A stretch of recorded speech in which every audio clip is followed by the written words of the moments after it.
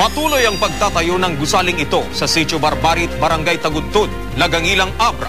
Ayon sa mga residente, isa itong planta kung saan ipoproseso ang mga mamiminang ginto sa bayan.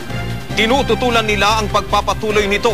Anila, tiyak na maapektuhan ang mga sakahang malapit sa planta sa sandaling magsimula ang operasyon nito. Jadi drainage da nga tanong mga men.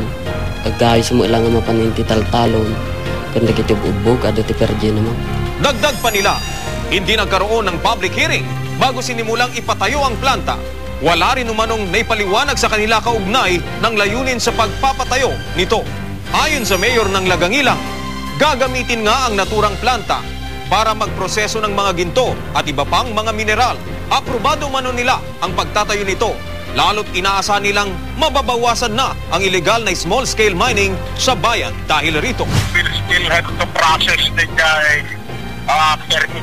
Ayon naman sa DENR, wala pang aplikasyon ng Environmental Compliance Certificate at Permit to Operate ang ipinapatayong planta. Awang tayo lang isisig. Pinalo up to dito, awang tayo lang nakapile. Pero we'll require that. Sinubukan naming kuna ng pahayag ang pamunuan ng planta pero wala pa silang inilalabas na statement hanggang sa ngayon.